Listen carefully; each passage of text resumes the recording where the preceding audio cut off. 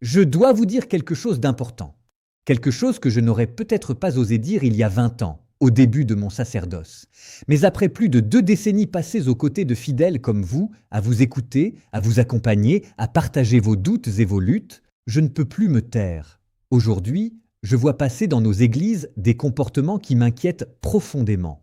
Nous parlons souvent de ce qu'il faut faire pour être un bon chrétien, mais nous oublions trop souvent ce qu'il ne faut absolument jamais faire, au risque de transformer un acte de foi en un acte de superstition, ou pire, en une offense à la majesté de Dieu. Écoutez-moi bien. Si vous pensez que posséder une branche de buis bénie, une image pieuse ou de l'eau de Pâques suffit à vous protéger comme un talisman magique, vous faites une erreur tragique. Si vous avez plus de 50 ans, vous avez sans doute accumulé chez vous des objets de piété, des cadeaux de baptême, des souvenirs de pèlerinage à Lourdes ou à Rome. Mais savez-vous que la manière dont vous traitez ces objets aujourd'hui révèle la véritable nature de votre âme? J'ai vu de mes propres yeux des fidèles sincères, profondément croyants, dont la foi forçait le respect, tomber dans des pièges spirituels subtils à cause d'une mauvaise compréhension du sacré. Ce n'est pas une question de folklore, c'est une question de salut. Il y a une condition qui transforme tout, une condition que beaucoup de chrétiens ont perdue de vue à force de se concentrer sur les pratiques extérieures. Je vais vous révéler pourquoi certains de vos gestes, que vous pensez pieux, sont en réalité des obstacles entre vous et la grâce de Dieu. Nous allons voir ensemble ces 3 erreurs catégoriques qui risquent de blesser non seulement votre vie spirituelle, mais aussi, sans que vous le réalisiez, votre âme elle-même. Restez avec moi jusqu'à la fin de cet enseignement, car la 3e chose que je vais vous dire est celle qui, j'en suis certain, changera votre regard sur votre maison et votre prière pour toujours. Ne prenez pas ce message à la légère. Ce que j'ai à vous dire pourrait changer votre vie spirituelle pour toujours. Permettez-moi d'abord de remettre les choses à leur juste place, car dans le silence de mon bureau pastoral, je vois trop de cœurs se troubler par manque de discernement. Je ne veux pas être mal compris. Je ne suis pas venu ici pour vous dire que les objets bénis sont inutiles ou que votre piété envers eux est dépassée. Bien au contraire. L'Église catholique, dans sa sagesse bimillénaire, a toujours utilisé des signes sensibles, ce que nous appelons des sacramentaux, pour nous aider, nous pauvres humains, à toucher l'invisible et à nous ouvrir à la présence de Dieu. Le jeûne, l'eau bénite, le buis ou le chapelet sont des outils magnifiques, mais comme tout outil, s'ils sont mal utilisés, ils perdent leur fonction. Le danger mortel pour votre vie spirituelle, c'est de transformer le sacramental en idole ou en objet magique. Saint Thomas d'Aquin, ce docteur de l'Église que je lis et relis avec passion depuis mes années de séminaire, nous enseigne une distinction capitale. La grâce de Dieu passe par le signe, mais elle ne réside pas de manière automatique ou mécanique dans l'objet seul. Dieu n'est pas prisonnier d'un morceau de bois ou d'une image. Si vous portez une médaille en pensant qu'elle vous protège sans que votre cœur soit tourné vers le Christ, vous ne pratiquez pas la foi, vous pratiquez la superstition.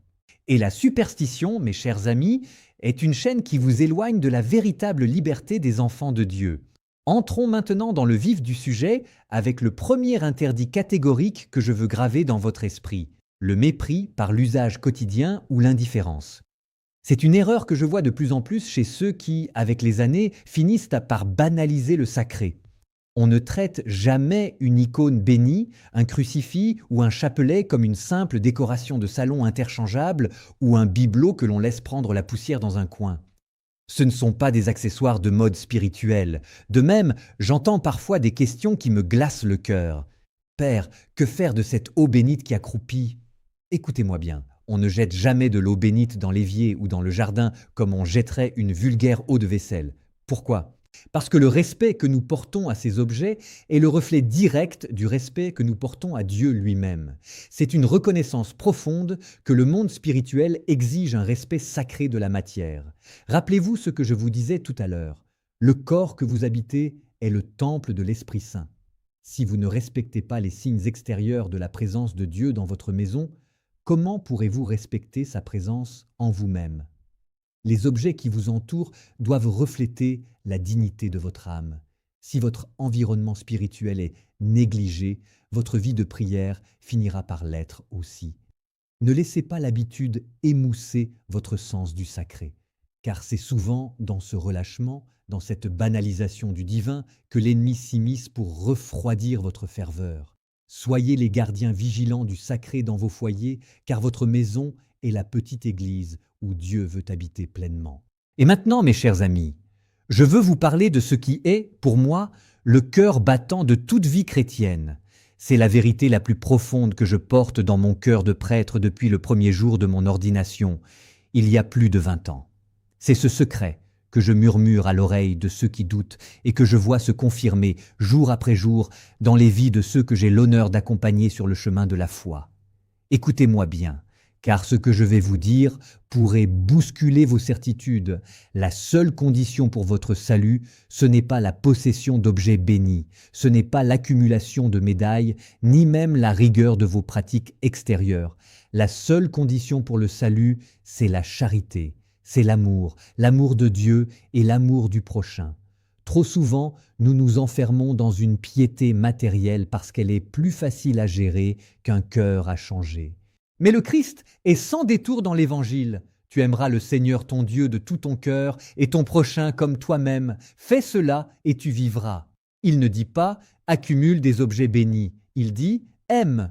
Permettez-moi d'être d'une franchise totale avec vous, car je vous aime et je ne veux pas que vous fassiez fausse route. Si vous gardez précieusement vos objets bénis dans chaque pièce de votre maison, si vous portez le plus grand scapulaire, mais que vous gardez une rancune tenace envers votre frère depuis 10 ans, alors je vous le dis avec toute ma tendresse sacerdotale, ces objets ne vous sauvent pas. Si vous embrassez votre crucifix chaque matin, mais que vous traitez votre conjoint avec dureté ou mépris le reste de la journée, ce crucifix devient un témoin contre vous plutôt qu'un instrument de grâce. Saint Paul, cet apôtre dont la fougue devrait nous faire trembler, nous a laissé ce message radical dans sa lettre aux Corinthiens. Même si je livrais mon corps aux flammes, le sacrifice ultime, si je n'ai pas la charité, cela ne me sert de rien. Rien du tout. Appliquez cela à vos objets. Sans l'amour, même le plus beau crucifix, qu'il soit en or ou en bois précieux, n'est qu'un morceau de matière inerte. Le prophète Isaïe, au chapitre 58, met des mots brûlants dans la bouche de Dieu pour nous rappeler que les rites ne sont rien sans la justice, le jeûne et les pratiques que Dieu veut, c'est que tu partages ton pain avec l'affamé, que tu héberges les sans-abri, que tu libères les opprimés. Voilà le véritable objet béni aux yeux du Seigneur. Un cœur qui se donne.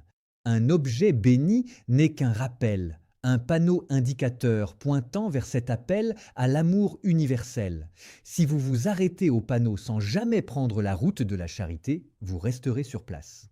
Mais la bonne nouvelle, c'est que si votre corps est fatigué, si vous ne pouvez plus faire de grands pèlerinages, mais que vous apprenez à pardonner, à servir dans l'humilité et à accueillir la grâce avec un cœur ouvert, alors vous êtes déjà pleinement dans la voie du salut. Car à la fin de notre vie, comme le disait saint Jean de la Croix, nous serons jugés sur l'amour, rien d'autre. Maintenant que nous avons posé les fondations spirituelles, je veux que nous entrions ensemble dans le concret.